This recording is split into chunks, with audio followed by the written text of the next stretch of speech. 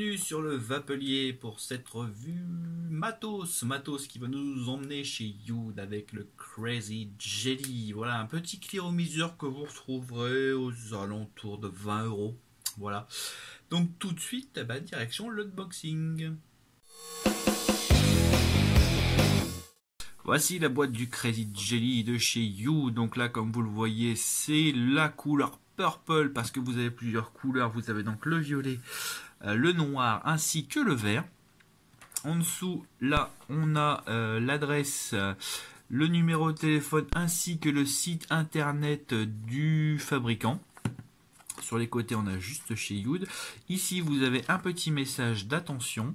Le scratch code, comment remplir simplement le Crazy Jelly, voilà, les logos qui vont bien. Et là vous avez donc deux petites cases. Donc d'une part vous avez les spécificités et ce que contient la boîte, ainsi que voilà, deux petits trucs, deux petites cases blanches, une à cocher.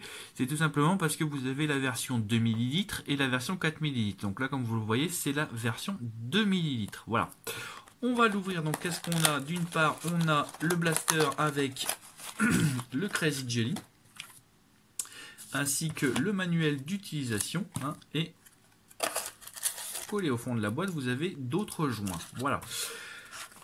Comme vous le voyez, en fait, le Crazy Jelly, ils sont pas foulés, ils ont gardé exactement le même blaster pour les 4 et les 2 ml. Donc voilà, ça fait là, vous avez un emplacement beaucoup plus grand que finalement la forme du 2 ml, tout simplement, parce que voilà, c'est le même pour tous. Voilà, donc le Crazy Jelly. Donc déjà, on regarde en dessous. Donc là, on a un plot qui n'est pas réglable.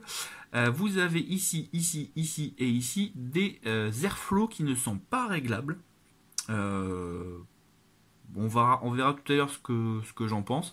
L'avantage, c'est que vous n'avez pas à vous demander comment les régler. Et tout le team, c'est tout seul.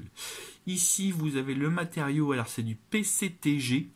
Alors je vais essayer de le prononcer sans trop de problème. C'est du polycyclohexylénédiméthylène terephthalate copolymérisé avec un autre diol, le glycol. Voilà, donc on va se contenter de PCTG, hein. Je pense que c'est mieux. Sinon je vais faire une vidéo d'1 heure et demie, hein, juste pour prononcer le nom. Voilà. Donc, ce petit clearomiseur se compose de deux parties. Vous dévissez la partie violette de la partie noire. Voilà. Donc là, d'un côté, vous avez, au fond, on voit bien les airflows, ainsi que le connecteur qui va faire contact avec cette partie de la résistance. Donc là, c'est tout simple, hein, ça pèse 3 fois rien. En effet, faut voir que le petit clearomiseur est vraiment petit puisqu'il pèse 15 grammes. Voilà, c'est tout rikiki. C'est vraiment tout rikiki. Et ça se sent d'ailleurs, hein, ça se sent. Alors la résistance, elle est là. Elle se tire, elle n'est pas vissée. Donc voilà, c'est une résistance comme ça. Moi, je remarque tout de suite les belles arrivées de liquide, hein. Donc du coup, je pense que niveau VG, ça doit accueillir pas mal. Je vous conseille pas de descendre en dessous de 30-70 parce que je pense que les 100% VG, à mon avis, on a toujours du mal avec les 100% VG. Hein. Donc là, cette résistance, elle est de 0,2 ohms. Elle est en SS316 et il conseille de la vaper entre 40 et 70 watts, comme on le voit juste en dessous ici. Donc voilà, elle est toute simple. Ici, vous avez donc la cloche cheminée. Voilà, donc c'est pareil, c'est un drip type. Il n'y a pas de drip type vraiment, enfin si, il y a un drip type, mais il est propriétaire, il ne se dévisse pas du tout. Cette partie-là ne se détache pas. Voilà. Il y a absolument. Tout est d'un bloc. Moi, ça me gêne pas. Je trouve que c'est plutôt pas mal comme ça. Ça évite de perdre des morceaux, ça évite de faire n'importe quoi avec. Voilà. On a tout ce qu'il faut. Alors, pour le remplir, c'est tout simple. Comme vous le voyez ici, vous avez une petite languette, voilà, de plastique. Donc vous la soulevez. Alors, là par contre, ils n'ont pas été malins parce que je trouve que c'est assez compliqué. Si on n'a pas d'ongles, c'est carrément galère. Et on ne peut pas le faire on ne peut pas l'enlever en ôtant la résistance. Voilà. Donc voilà. Ici, vous avez un trou. Vous le remplissez. Donc je vous rappelle, il y a 2 ml. Alors la version, voilà, la version, comment dire, la version 2 millilitres et la version violette, c'est pas facile à voir. C'est un peu le reproche que je lui fais. Parce que c'est vrai que c'est assez sombre. Voilà. Donc du coup, on a quelques petites difficultés à remplir sans en mettre partout. Voilà. Une fois que ça c'est fait, et ben vous revenez tout simplement revisser cette partie. Voilà. Et vous avez votre Crazy Jelly comme on le voit marqué ici. Voilà. Donc moi je le trouve plutôt sympathique au niveau de design. Le matériel est assez, enfin le matériau est assez, je sais pas comment dire. Ouais, ça fait un peu plastique. Moi, c'est comme ça que je le verrai.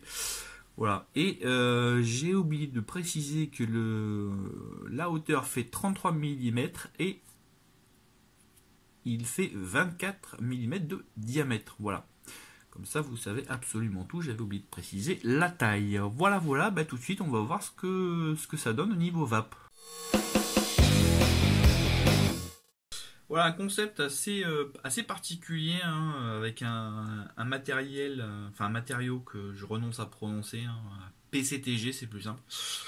Voilà, moi j'ai trouvé petit, il pèse 15 grammes, hein, ça pèse que dalle. Avec le liquide de millilitres, ça fait quoi, 17 grammes, c'est vraiment du poids light.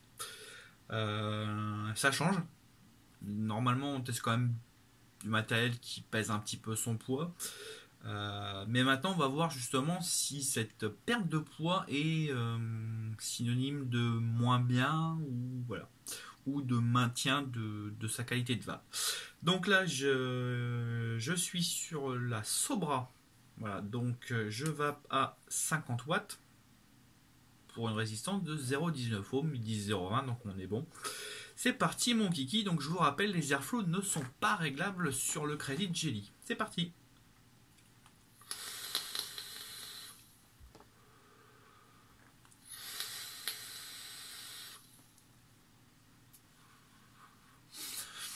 Voilà, comme vous le voyez déjà, malgré sa petite taille, il fait quand même beaucoup de vapeur.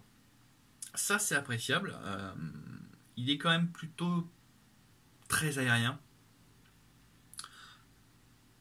Mais pas non plus dans l'excès. Voilà, il est juste bien, à mon avis. Il satisfera tout le monde. Je pense que c'est ça le plus important. J'ai pas noté voilà, de problème particulier au niveau de l'airflow. Il se maintient bien.